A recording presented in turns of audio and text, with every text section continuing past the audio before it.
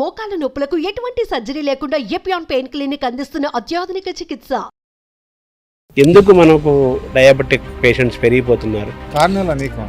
మనం తినే పద్ధతి మారిపోయింది, నిద్రపోయే టైం మారిపోయింది, వర్క్ చేసే టైం మారిపోయింది. నెయ్యి వర్సెస్ షుగర్, నెయ్యి వర్సెస్ హెల్త్ కూడా చాలా రకాలు ఉన్నాయి కదా. కోల్డ్ ప్రెస్ ఆయిల్స్ మంచిదా, రిఫైన్డ్ ఆయిల్స్ మంచిదా అంటే కోల్డ్ ప్రెస్డే మంచిది. అవును, ఎందుకంటే హీటెడ్ కాదు కాబట్టి. అవును. సేమ్ థింగ్ నెయ్యి కూడా.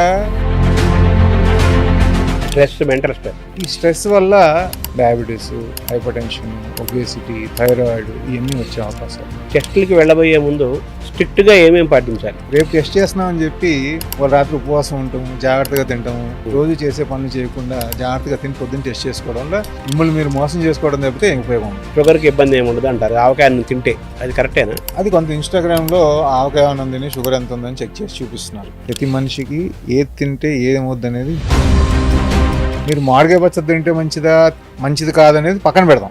మీకు మంచిదా కాదనేది తెలుసుకోండి. 3 పూట్ల మిల్లెట్స్ కానీ తింటే మనం మంచి ఆరోగ్యం ఉండొచ్చు, షుగర్ను కూడా మెయింటైన్ చేసుకోవచ్చు అంటారు. అది ఎంతవుతుంది? మిల్లెట్స్ని బాగా హైప్ చేశారు. నేను తప్పు అంటలా, మిల్లెట్స్ తినడం తప్పు కాదు.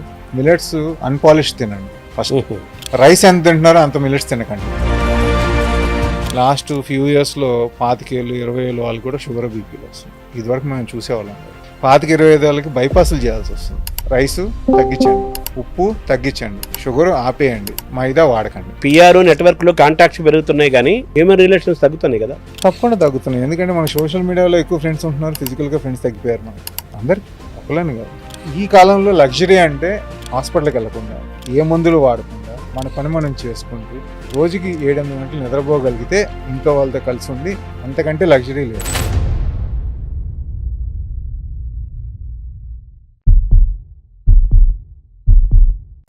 నమస్కారం.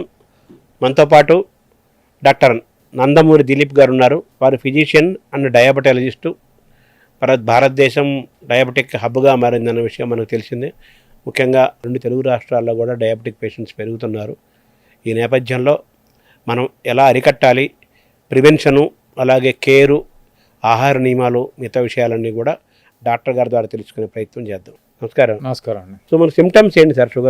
షుగర్ బేసిక్గా సిమ్టమ్స్ కాలు తిమ్మిళ్ళు, నీరసం, సడన్గా వెయిట్ తగ్గిపోవటం, యూరిన్ ఎక్కువ వెళ్ళటం, తొందరగా అలసిపోవటం, హెయిర్ లాస్, ఇవన్నీ కూడా యూరినరీ ఇన్ఫెక్షన్స్ రావటం, ఇవన్నీ షుగర్ సిమ్టమ్స్గా తీసుకోవచ్చు. షుగర్ రాకుండా ఉండాలంటే మీరు ఇచ్చే బెస్ట్ డైట్ ఏంటి సార్? Diet plan? మీరు ప్రస్తుతం తీసుకునే కార్బోహైడ్రేట్స్ సగం తగ్గించండి. షుగర్ తినొద్దు, సాల్ట్ తగ్గించండి. నూనె మనిషికి 1/2 kg నెలకి. ఎంతమంది ఉంటే ఇంట్లో అంతమందికి 1/2 kg. కుదిరితే కోల్డ్ ప్రెస్ ఆయిల్స్ వాడండి. వెయిట్ అప్రోప్రియేట్గా మేనేజ్ చేసుకోండి. బిలో 23 BMI మేనేజ్ చేసుకోండి. 7 to 8 hours నిద్రపోవడానికి ట్రై చేయండి. రోజుకు 1 గంట వ్యాయామం చేయండి. ఇవి చేస్తే చాలా మటుకు షుగర్ రాకుండా, బీపీ రాకుండా ఉండడానికి అవకాశాలు ఉంటాయి. ఈ ఫ్యాటీ లివర్కి షుగర్కి ఉన్న లింక్ ఏంటి? మనం 100 మంది హాస్పిటల్కి వస్తున్నాం అనుకోండి, పేషెంట్ కావచ్చు, హెల్త్ ప్యాకేజెస్ వాళ్ళు కావచ్చు, రొటీన్గా చెక్ చేసుకునే వాళ్ళు కావచ్చు, వేరే కారణాల వల్ల వచ్చిన వాళ్ళు కావచ్చు. 100 మందికి అల్ట్రాసౌండ్ చేస్తే 90 మందికి ఫ్యాటీ లివర్ ఉంటుంది. గ్రేడ్ 1 నుంచి గ్రేడ్ 3 వరకు. ఫ్యాటీ లివర్ కారణాలు వెయిట్ పెరగటం, ఆల్కహాల్, స్మోకింగ్, అధికంగా ఫ్యాట్ పదార్థాలు తినటం, నో యాక్టివిటీ. ఫ్యాటీ లివర్ అంటే మన లివర్ స్ట్రక్చర్ మీద ఫ్యాట్ పెరిగిపోవడం, విసరల్ ఫ్యాట్ అది పెరిగిపోవడం వల్ల లివర్ సరిగ్గా పనిచేయదు.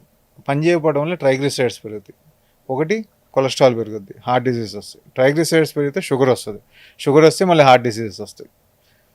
సో అలాగే వదిలేశారనుకోండి లివర్ని, గ్రేడ్ 2 గ్రేడ్ 3 కింద లివర్ ఫెయిల్యూర్కి వెళ్ళిపోతారు. అది ఇర్రివర్సిబుల్. గ్రేడ్ 3 దాటిందంటే ఇర్రివర్సిబుల్. ఇంకా గ్రేడ్ 3 వరకు మనం వెనక్కి తీసుకురావచ్చు. మన ఆహారాలు మెయిన్ ఫ్యాటీ లివర్ తగ్గాలంటే వెయిట్ తగ్గాలి, కార్బోహైడ్రేట్స్ తగ్గించాలి, ఎక్సర్సైజ్ చేయాలి. ఈ 3 ఇంపార్టెంట్. ఆల్కహాల్, స్మోకింగ్ ఉండకూడదు. అది కంపల్సరీ. సో షుగర్ లెవెల్స్ పెరగటం వల్ల, షుగర్ లెవెల్ సరిగ్గా లేకపోవటం వల్ల ఎరెక్షన్ కూడా ప్రాబ్లం వస్తుంటారు కదా? తప్పకుండా. ఎరెక్టైల్ డిస్ఫంక్షన్ అనేది న్యూరోపతి వల్ల పోద్దండి. నరాలు, నర్వ్స్ షుగర్ ఎక్కువ ఉండడం వల్ల డ్యామేజ్ అవుతాయి. అడ్వాన్స్ గ్లైకేషన్ ప్రొడక్షన్ రిలీజ్ అవుతుంది. దానివల్ల నరాలు డ్యామేజ్. ఆ నరాలు డ్యామేజ్ అవ్వడం వల్ల ఎరెక్టైల్ డిస్ఫంక్షన్ వస్తుంది. షుగర్ కంట్రోల్ చేస్తే చాలా మటుకు వెనక్కి వస్తుంది. బట్ లాంగ్ టర్మ్గా కంట్రోల్ చేయలేదనుకోండి, పర్మనెంట్గా ఇబ్బంది వస్తుంది. తర్వాత కన్ను కూడా ఎఫెక్ట్ అవుతుంటారు. కన్నులో వచ్చేదాన్ని మళ్ళీ రెటినోపతి అంటాం.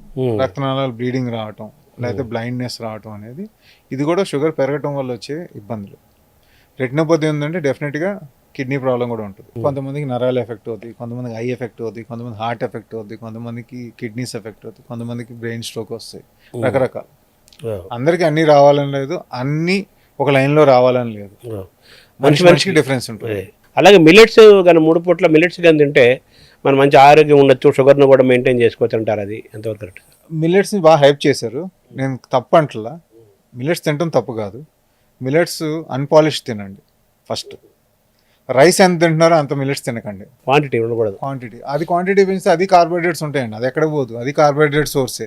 ఎనీ గ్రెయిన్స్, కినోవా అనుకోండి, రైస్ అనుకోండి, వీట్ అనుకోండి, మిల్లెట్స్ అనుకోండి, ఏ జవార్ అనుకోండి, ఏదైనా అన్ని గ్రెయిన్సే. అన్నిట్లో కార్బోహైడ్రేట్స్ ఉంటాయి. ప్రోటీన్ కంటెంట్ కొంతమందిలో ఎక్కువ, కొన్నిట్లో తక్కువ ఉంటుంది. ఫైబర్ కంటెంట్ కొంతమందిలో ఎక్కువ ఉంటుంది, కొంత తక్కువ ఉంటుంది. అంతేగాని కార్బోహైడ్రేట్ ఫ్రీ కాదండి. షుగర్కి ఏదో దివ్యాషోధం కాదు మిల్లెట్స్. మనం అది కూడా మితంగా తింటే మనకు హెల్ప్ చేస్తుంది. దాన్ని మళ్ళీ పాలిష్ చేస్తున్నారు అనుకోండి, వేస్ట్. దాన్ని పౌడర్ చేశారు అనుకోండి, అది ఇంకా వేస్ట్. అది మైదాతో సమానం. సో మీరు అవాయిడ్ వైట్స్ అన్నారు, కానీ మన అంతా వైట్స్ చుట్టూనే ఉంది కదా మన ఆహారం అంతా. ఎలాగా వైట్ చుట్టూతోనే ఉంది, నేను కాదంటే తినొద్దని చెప్పట్లేదుగా, తగ్గించండి అని చెప్తున్నా. మీరు పని అంత లేదు కదా, మీరు ఇన్స్టెంట్ ఎనర్జీ రావాల్సిన కాయ కష్టం ఏం పడుతున్నామండి మనం. అంటే మన ఎక్సర్సైజ్ కూడా చేయట్లేదు, మనం ఖర్చు పెట్టేది తీసుకునేది ఖర్చు పెట్టేది బ్యాలెన్స్ ఉండాలి. అంతే కదా. ఫ్యాట్స్ అనేవి ఫిక్స్డ్ డిపాజిట్స్, ప్రోటీన్స్ అనేది కార్బోహైడ్రేట్స్ కరెంట్ అకౌంట్. ఆ కరెంట్ అకౌంట్ మనం ఖర్చు పెడతానే కదా తినాల్సింది. అవును, ఖర్చు పెట్టలేనప్పుడు దాంట్లో ఎంత వేసినా ఏమవుద్ది, అది ఫిక్స్డ్ డిపాజిట్ లోకి వెళ్తుంది, అంతే. ఫ్యాట్ అయిపోద్ది. దానివల్ల ఇబ్బంది ఎవరికి? రిజర్వ్డ్ ఫ్యాట్స్ అంటారు కదా సార్, వాటిని ఎలా చూడాలి? అది విసరల్ ఫ్యాట్ తో ప్రాబ్లం అండి. స్కిన్ కు సబ్క్యూటేనియస్ ఫ్యాట్ తో ఇబ్బంది ఉండదండి. మన పేగులు, మన లివరు, ప్యాంక్రియాస్, పొట్టబయని పేరుకునే ఫ్యాట్ తోనే ఇబ్బంది ఉంటుంది. అది మెయిన్ గా వచ్చేది ఇన్యాక్టివిటీ వల్ల, స్ట్రెస్ వల్ల, ఎక్కువ కాప్స్ తినడం వల్ల. ఇప్పుడు టాబ్లెట్స్, ఇన్సులిన్ ఇవి కాకుండా అడ్వాన్స్డ్ ఏమైనా ఉన్నాయా? ఇంకా టాబ్లెట్స్ ఉన్నాయి, ఇన్సులిన్స్ ఉన్నాయి. ఇప్పుడు ఇంజెక్షన్స్ GLP-1 ఎనలాగ్స్ అని వచ్చినాయి, డయాబెటీస్ కంట్రోల్ చేయడానికి, వెయిట్ కంట్రోల్ చేయడానికి. ఇంతవరకే ప్రస్తుతానికి. ఇన్సులిన్లో 4-5 రకాలు, GLP-1 ఎనలాగ్స్లో 4 రకాలు, మందుల్లో ఒక 7-8 రకాలు ఉంటాయి. ఏ పేషెంట్కి ఏది అవసరమో దాన్ని బట్టి చేయాలి. సో మీరు సూచించే ఒక డయాబెటాలజిస్ట్గా మీరు పబ్లిక్ ఇచ్చే మెసేజ్ ఏంటి సార్? షుగర్ విషయంలో షుగర్ రాకుండా ఉండాలి అంటే ఏం చేయాలి, అలాగే షుగర్ వస్తే దాన్ని ఎలా మెయింటైన్ చేసుకోవాలనే విషయంలో ఫస్ట్ పబ్లిక్ ఇచ్చే మెసేజ్ ఏంటంటే, maintain your health your self. అంటే మీ ఆరోగ్యం మీ చేతిలో ఉంది, దాన్ని కాపాడుకోండి. ఫస్ట్ కాపాడుకోవడానికి మితంగా తినటం, కొంత వ్యాయామం చేయటం, చక్కగా పడుకోవటం, ఫ్యామిలీ రిలేషన్స్ మెయింటైన్ చేయటం, కార్బోహైడ్రేట్స్ తగ్గించటం. ఇది చేస్తే మీకు షుగర్ రాకుండా ఉంటుంది. ఒకవేళ వచ్చింది అనుకోండి, సరే డాక్టర్ గారి దగ్గరికి వెళ్ళి సొంత వైద్యాలు చేయకుండా డాక్టర్ గారి ఒపీనియన్ తీసుకుని లైఫ్ స్టైల్, మెడికేషన్స్ ఏది అవసరం ఉంటే మీకు అది ఫాలో అయితే మీరు ఆరోగ్యంగా ఉండడానికి అవకాశాలు ఉంటాయి. సో జెనెటిక్స్ పాత్ర కూడా మనం చూడాలి. జెనెటిక్స్ పాత్ర, ఇప్పుడు జెనెటిక్స్ చెక్ చేస్తున్నారు, షుగర్ వస్తుందని మీకు చెప్తాను నేను, వచ్చే అవకాశాలు ఉంది మీ జెనెటిక్స్లో. ఇప్పుడు ఏం చేయాలి మీరు? దాన్ని మెయింటైన్ చేసుకోవాలి. Today's luxury is being healthy. This is the point you have to know.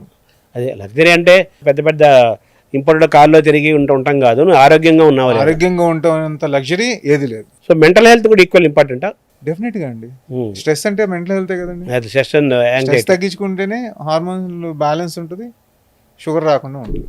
So భవిష్యత్తులో భారతదేశం అమెరికా తరహాలో డయాబెటిక్ పేషెంట్లు తగ్గించుకునే పరిస్థితులు వస్తాయని ఒక విశ్వాసం తప్పకుండా రావాలండి. ఎందుకంటే సోషల్ మీడియాని మనం అన్నిటికీ వాడుకుంటున్నాం.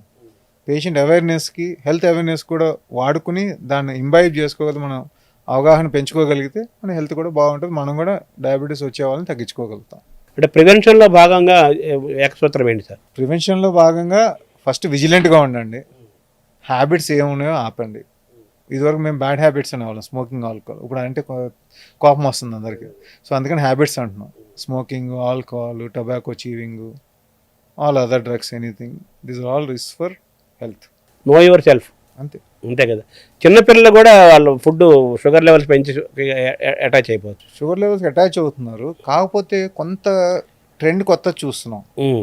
జెన్జీ అంటారు ఇప్పుడు, కొత్త జనరేషన్ వాళ్ళు. They are averse to alcohol, they averse to smoking. వద్దు అనే ఆలోచనలో ఇప్పుడే మొదలవుతుంది. Because health awareness. అప్పుడు ఇట్లా 2 జనరేషన్లు హెల్త్ అవేర్నెస్ వస్తే 3rd జనరేషన్ మనం కూడా హెల్తీగా అయిపోతాం. అంటే చిన్నపిల్లలు చాక్లెట్లు, ఐస్ క్రీములు అవి మనమే నేర్పియాలి కదండి. Best teachers are parents. అవును. మన అలవాట్లు బాగుంటాయి ఇంట్లో, వాళ్ళే కూడా ఆటోమేటిక్గా అదే వచ్చేస్తుంది. తర్వాత ఈ షుగర్లో ఇంకోటి వింటుంటాం సార్, ఈ బెల్లంతో చేసిన మంచివి మామూలు పందారు కంటే అంటారు కదా, అది కరెక్టేనా? బెల్లం దేంట్లో నుంచి వచ్చిందండి? ఆ చెరుకు నుంచి కదా. అదే ఏదైనా ఒకటే, చిన్న రాయి పెద్ద రాయి, దెబ్బ అయితే తగులుద్ది, కొంచెం తొందరగా తగ్గుద్ది, కొంచెం లేట్గా తగులుద్ది, నొప్పి అయితే పుడద్ది. నొప్పి అయితే మినిమం గ్యారంటీ స్కీమ్. సో ఓవరాల్గా మన ఆహారం విషయంలో, మన ఆలోచనలు, ఆహారము, జీవన శైలి విషయంలో మనం అప్రమత్తంగా ఉంటాం, క్రమశిక్షణగా ఉంటే మనం ఆరోగ్యంగా ఉండొచ్చు, అంతే కదా? అంతే. బేసిక్గా ఏంటంటే మిమ్మల్ని మీరు చూసుకోండి, మీకు హాస్పిటల్స్ డాక్టర్స్ వెళ్ళే అవకాశం తగ్గుతుంది. Thank you doctor. నమస్కారం.